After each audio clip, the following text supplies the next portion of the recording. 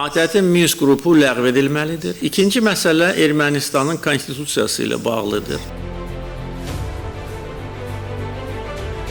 Cənubi Qafqaz regionunda ədalətli və davamlı sülhün təşkili qloballaşan dünyanın tələbinə çevrilib. Bölgədə sabitliyin bərqərar olmasını şərtləndirən amillər yeni reallığın formalaşmasına təkan verəcək. Təbii ki, rəsmi İrəvan Bakının tələblərini yerinə yetirsə. Siyasi dairələrin dəfələrlə Bakı ilə müvafiq sülh sazişini imzalamaqda istəkli olduqlarını ifadə etmələri daxili auditoriyaya hesablanmış addım kimi xarakterizə olunur. Təhlillər göstərir ki, Ermənistanın baş naziri Nikol Paşinyanın son açıqlamaları Azərbaycan ictimaiyyəti arasında çaşqınlıq yaratmağı və sülhün ana xəttini təşkil edən müddəalara əməl etməməyi hədəfləyir. Halbuki mətni qarşı tərəflə tam şəkildə razılaşdırılmış 17 bəndli bu sənədin imzalanmasına dair Bakının tələbi əslində yenilik deyil. Birinci, ATƏT-in Minsk qrupu ləğv edilməlidir.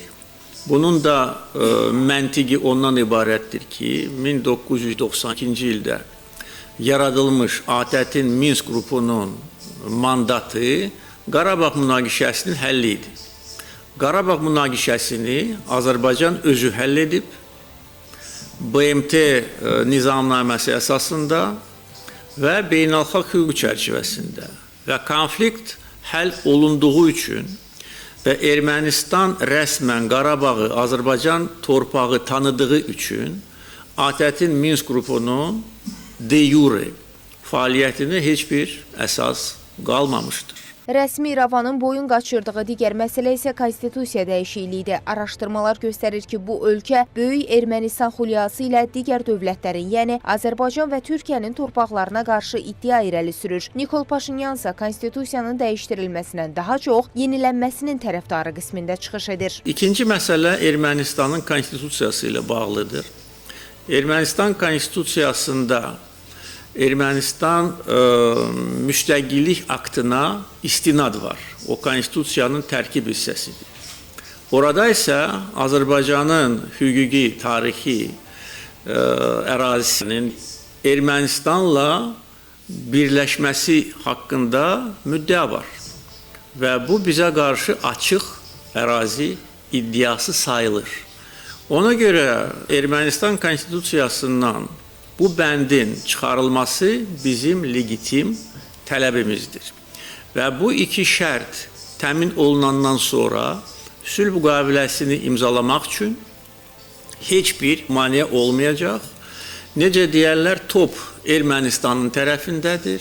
Əgər doğrudan da Ermənistan sülh müqaviləsini imzalamaq istəyirsə, Azərbaycanın bu iki legitim şərtini qəbul etməlidir. Baş nazir Nikol Paşinyanın son açıqlamalarına əsasən Ermənistanda heç yeni konstitusiya layihəsi belə yoxdur. Üstəlik o, qanunvericilik bazasında qonşu dövlətlərə qarşı ərazi iddialarının yer almadığına işarə edərək, ölkəsinin əslində sözdə sülhdən yana olduğunu, əslində isə prosesi ləngitməyə çalışdığını göstərir. Ermənistan konstitusiyasında Azərbaycana ərazi iddiası var.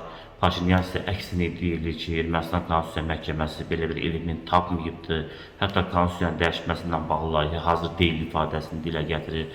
Və hətta qeyd edir ki, ATƏT-in Minsk qrupu buraxılarsa, Azərbaycan sonra proseslər Ermənistan ərazisinə keçirsə, Qərbi Azərbaycan ictimaiyyətinin öz ata-baba torpaqlarına qayıdış məsələsinə işarə edir ki, Azərbaycan artıq Ermənistanın bu mərkəzdən qaçma, sülhdən qaçma mövqeləri qarşısında ciddi şəkildə Qərbi Azərbaycana qayıdış ideyasını reallaşdırılmasına güc qoyur.